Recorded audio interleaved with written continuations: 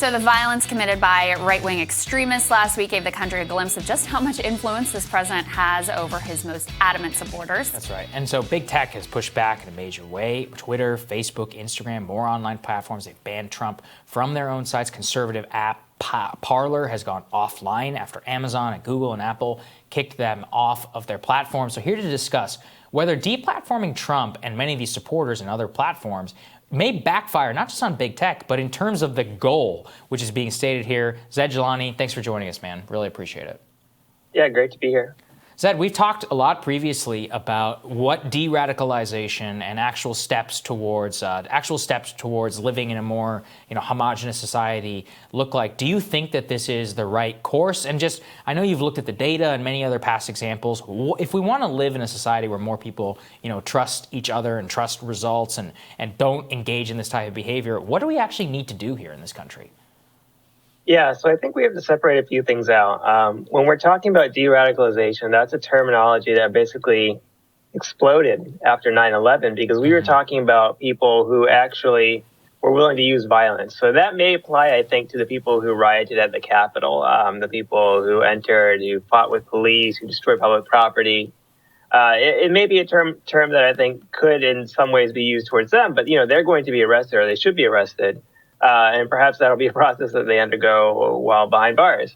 For the rest of the population, I wouldn't really call it de-radicalization because we're not seeing them as enemy combatants. We're not seeing them necessarily as violent extremists, but we may see that we have a breakdown in trust, that we have a lot of people who just view the other side as just completely, anathema. They don't believe anything that they say. They don't recognize that Joe Biden won the presidential election, as one example.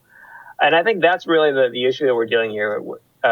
We're dealing with a complete lack of trust and faith in a wide range of institutions. And it seems like the way those institutions have responded to that is by simply eliminating a lot of people's ability to speak. My ability to read what President Trump sees and says and what he thinks and what many of his supporters see and say and think. And they're trying to do this with sort of a blunt force method, right? They're trying to basically eliminate certain ideas from being able to be communicated altogether. Now, I'm someone who myself believed in election conspiracies when I was a teenager. I think after 2004, I really believed that maybe Bush stole the election because there were some irregularities in Ohio, that people had some problems with voting machines, people weren't able to vote. And there were some Democrats who objected to Bush's election in Congress, in the Electoral College. We're being told how unprecedented this is. Actually, it's happened under the last 3 Republican president elections. So I think that at that point, the main reason I felt that way is because I didn't trust Bush. I didn't trust Republicans. And I felt very alienated from the political system. Over the next several years, though, I got to know more about the Republican Party, know more about how election systems work. And I came to the realization that Bush probably didn't steal that election. What happened was John Kerry was a really bad candidate. He was like one of the worst candidates the Democrats ever ran for any kind of election ever, honestly. It says a lot. But it took me a while to come to that conclusion, but I had to freely discuss it with people. I had to be able to speak my mind. People had to be able to counter what I was saying. I had to be able to meet people, trust them.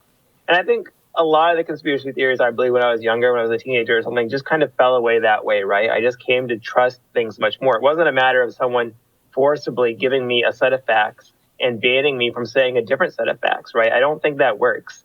Typically what happens when you do that is that the people who are being suppressed, they become more conspiratorial, right? They think that they won't even let me voice this opinion. There must be something to it. They're suppressing it, right?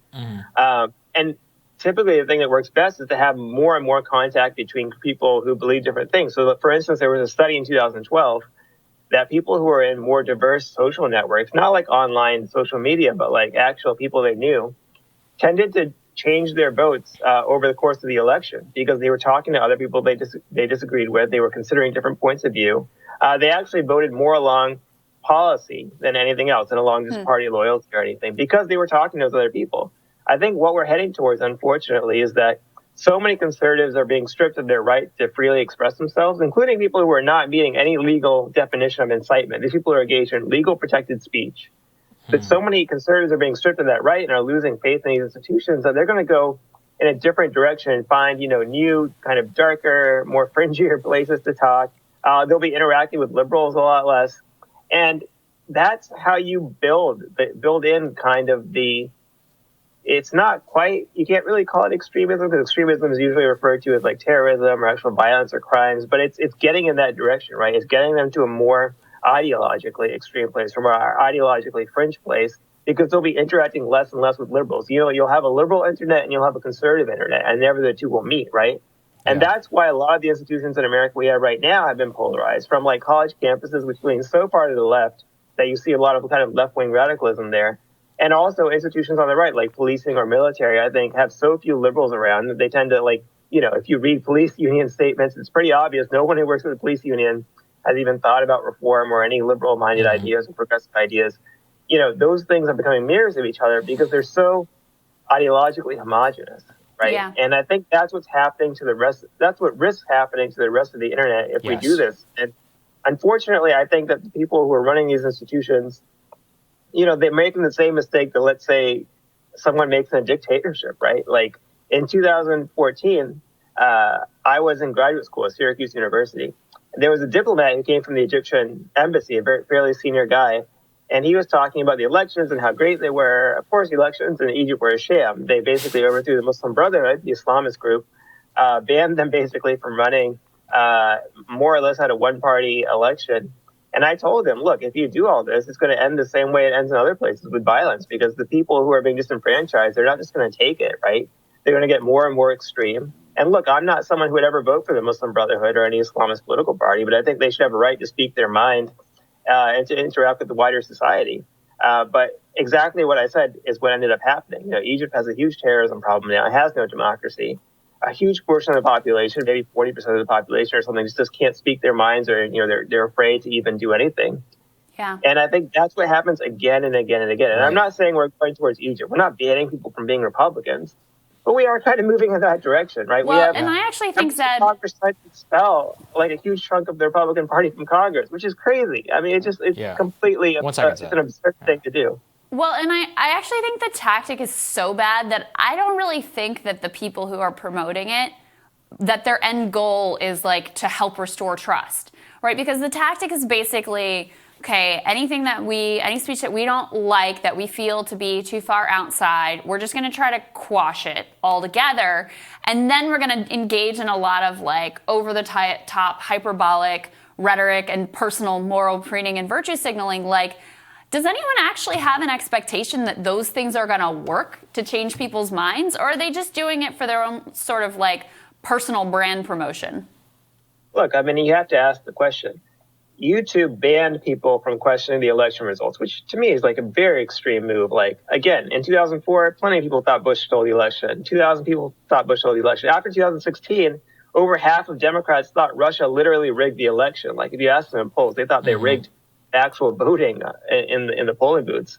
Nobody banned those people from speaking their minds. And I think if they did, it would have caused the targeted groups to really break off from the rest of society, to really think, look, we just cannot trust universities, we cannot trust the media, we cannot trust social media.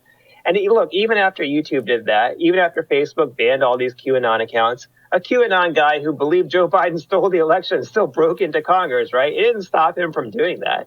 The only thing that would have stopped him from doing that would be better policing, right? Like the Capitol needed much better security. That was a huge scandal that they weren't able to, with 2,300 people in 10 blocks, they weren't able to defend the Capitol.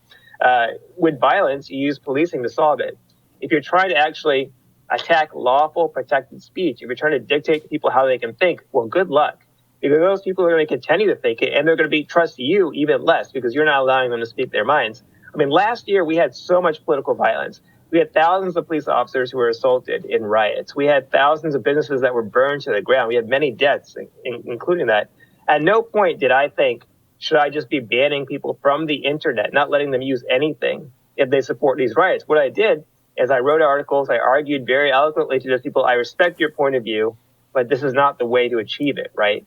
And because of that, I think we were able to win some trust over and eventually quell those riots.